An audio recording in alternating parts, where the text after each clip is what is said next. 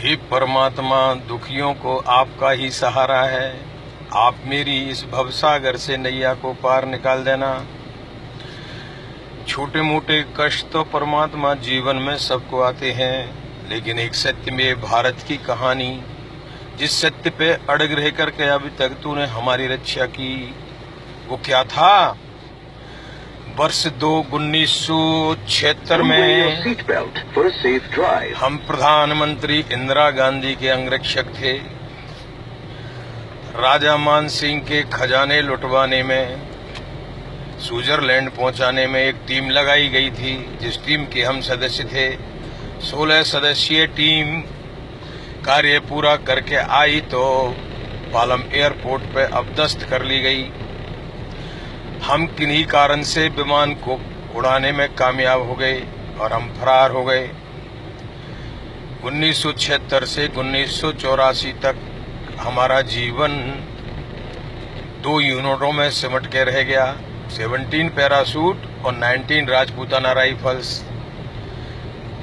1983-82 में हमारी यूनिट को ऑपरेशन में अमृतसर गुरुद्वारे पे लगाया गया और उसमें हमारी यूनिट में कई जवान मर गए खालसाओं से लड़ने में, लेकिन कैलाश सिंह को वहां से भी तूने जिंदा बचा दिया। हे परमात्मा, 1984 में इंदिरा जी के मरने के बाद में हमने फौज को आत्मसमर्पण कर दिया और फौज ने छोटी मोटी गलती आपसे बनी है, हम आपकी देश भावना को कद्र करते हुए कम से कम सजा देते हैं, लेकिन पॉलिटिक नहीं चलती, राजनीति नहीं चलती, ये सेना है। आपकी भावुकता को कद्र करते हुए हम आपको कम से कम सजा देते हैं। अरे भाई, उनसे ये तो पूछो कि सजा दे रहे हो, हमारा कसूर क्या था? हमने तो ये सब देखा इसलिए बताया है। अरे हम जिंदे बच गए, ये क्या कम है? नहीं तो हमारे संगाती तो सारे मरवा दिए गए।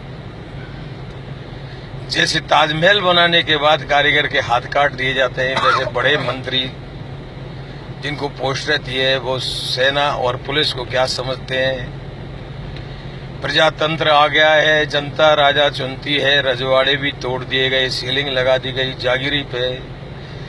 शिक्षा और रिजर्वेशन के ऊपर भी इन्होंने अपना हस्तक्षेप दिया, जबकि कर्म प्रधान रखना चाहिए था परमात्मा के हिसाब से, ग्रंथ के हिसाब से, धर्म के हिसाब से, कि कर्म प्रधान विश्व रचि राखा, जो जस करें सो तस फल चाखा।